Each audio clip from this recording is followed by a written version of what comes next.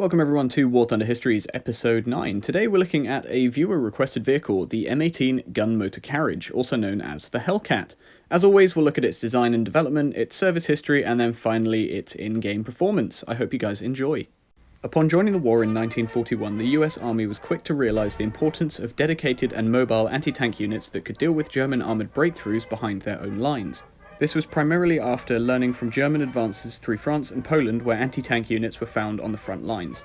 This led to the creation of the Tank Destroyer Force, led by Lieutenant Colonel Andrew Davis Bruce, who had envisioned units being equipped with vehicles faster than a tank and with a better gun, along with less armour to retain high mobility. Desperate to fulfill this goal, initially the US Army improvised the M3 half-track to fit the significantly out-of-date M1897A4 75mm gun.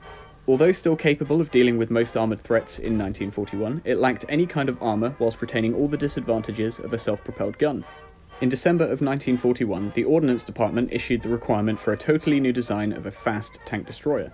It was required to use a Christie suspension system to maintain a low profile, be powered by a Wright Continental R975 radial aircraft engine, and also be armed with a 37mm gun. Two pilot vehicles were ordered, built by the Buick Motor Division of General Motors. The T-42 was created. The T-42 followed the specification apart from using a torsion bar suspension instead of a Christie suspension. This also became the basis for what would become the M18, with a top speed of around 45 miles per hour even though it weighed around 20 tons.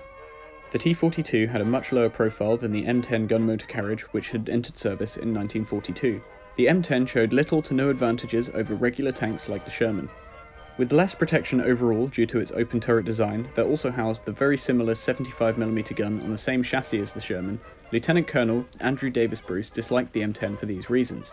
Although the M10 was produced in huge numbers, making up a huge percentage of the US tank destroyer force. He also disliked the later M36. Although the M36 had a 90mm gun, it was essentially the same as an M10, suffering from the same problems. So moving back to the T-42, the US changed the specifications so the new tank destroyer would house the 57mm gun instead of the 37mm gun. The vehicle became the T-49 in April of 1942. Then, right afterwards, once again, the design specification was changed after both the 37 and 57mm guns were removed from the tank destroyer force. The new requirement was to fit the much better 75mm M3 gun seen on the Sherman. As a result, the T-49 project was scrapped, with the new T-67 project beginning. The T-67 eventually went to trials and passed, but once again the design specification was changed, this time for the final time. The requirement was now for the vehicle to fit the new 76mm M1 gun in early 1943. With the new vehicle designated T-70, testing and evaluation led to some minor changes to the front of the hull along with a new turret design.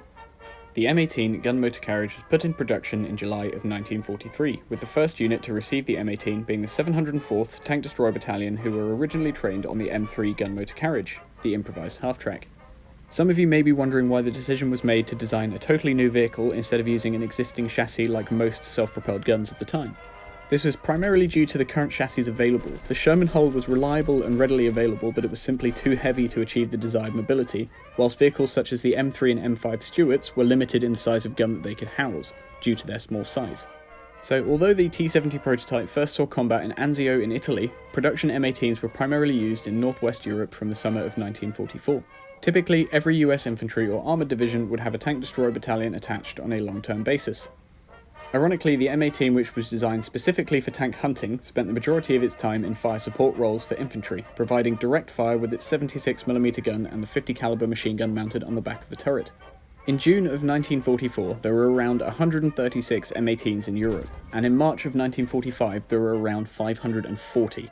A notable engagement of M18s in their anti-tank role was on the 19th of September 1944 in the Nancy bridgehead near Aricourt, France. The previously mentioned 704th Tank Destroyer Battalion was attached to the 4th Armoured Division. A platoon of Hellcats from Charlie Company, led by Lieutenant Edwin Leiper, encountered Panthers of the 113th Panther Brigade. For those that don't know, a platoon of tanks is usually around 5, a company is 3 platoons, and the number of tanks can vary slightly dependent on losses, mechanical failures, and availability in other regards.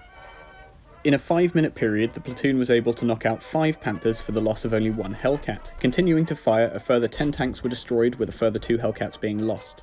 Overall in Europe, Hellcats claimed 498 tank kills, with 216 losses. That's a ratio of 2.3 to 1. With the Pacific Theatre included, the full ratio goes to 2.4 to 1. M18s were praised for their low profile and mobility, being able to outrun and outflank their enemy. An example of this was during the Battle of the Bulge, when M18s of the 705th Tank Destroyer Battalion were recorded to reach speeds of 50 miles per hour to get ahead of advancing German tanks. M18s were also credited with knocking out 24 German tanks and inflicting between 500 and 1,000 casualties during the battle. After World War II, the M18 did see service during the Korean War, but primarily as the turretless M39 armoured utility vehicle, with some as their original tank destroyer role. In total, around 2,500 M18s were produced between July of 1943 and October of 1944, costing $55,230 in 1943, which is around $800,000 in today's money. Interestingly, this is only slightly more expensive than the M10, which cost just shy of $48,000 in 1943. There are a number of variants of M18s designed, but most were never built or only existed in very limited numbers. This included the 90mm M18, which was also known as the Super Hellcat and can be seen in-game as a premium vehicle. The United States was the primary user of Hellcat, removing them from combat service after the Korean War. The Greek army operated 127 M18s from 1952 to 1954. Yugoslavia operated 260 M18s, keeping them in reserve until the 1990s, and Venezuela still operates a number of modernised M18s which were done in 1991. If you'd like to see one in real life, well, I actually don't know where you can. I can only find ones that are privately owned. I can't find any data on museums having any that are donated or anything like that, so I'm not actually sure, and I'm not sure that the Bovington Tank Museum that I always talk about has one, so I can't guarantee you they'd have one, but I'm sure one of you will be able to find one online. So that leads us to how it fares in game. The M18 is a Rank 3, battle rating 5.7 US tank destroyer. Crewed by 5, a driver, assistant driver, gunner, loader and commander. Armed with the previously mentioned 76mm M1 cannon carrying up to 45 rounds and a reload speed of 6.1 seconds with a max crew. Secondary armament is a single M2 50 caliber machine gun on top of the turret. So moving on to what you could call armour, I guess? Overall, the hull has 12.7mm of armour at varied slopes, with the upper front plate sloped at 65 degrees and the lower front plate ranging from 52 to 23 degrees. The same armour thickness can be found on the sides of the hull and sides of the turret. The armour around the gun is 25.4mm at varying slope angles. Although this is considered armour, anything bigger than a 50 cal will probably kill you. The vehicle has a top speed of 45 miles per hour on road, with a turret traverse speed of 19.7 degrees per second, with elevation angles from plus 20 to minus 10 degrees. With being at battle rating 5.7, the Hellcat will generally fight Panthers and Tigers, sometimes being up-tiered to 6.7 and fighting Tiger IIs. Although the 76mm gun is powerful, it can struggle to penetrate the front plates of all of these vehicles, even with APCR or armour-piercing composite rigid. With this being said, I recommend using the Hellcat to make fast flanks. Due to your paper-thin armour, you simply cannot brawl with enemy tanks. Use your speed to get behind the enemy, or as I say, flank. Use primarily M62 shot, as it is a filler round, and once it penetrates it will usually cause significant damage to the internals of enemy tanks. Like with most of my tanks, I recommend you bring around 25 rounds of M62, with 5 to 10 rounds of M93 APCR for stubborn targets, and it may also be worth bringing a few rounds of smoke for emergencies. The reason I suggest bringing so many rounds is simply due to the fact that if you get hit, you will probably die. And I've never heard of anyone complaining about having too much ammo in a gunfight.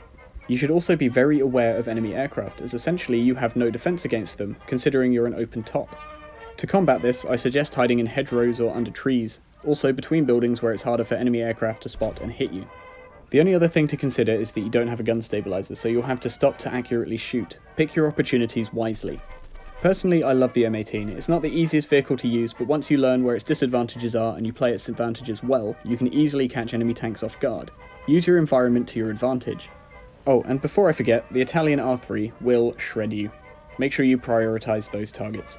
Now, just before we end here, guys, I'd like to thank Wolf and Golden for helping me get this footage together.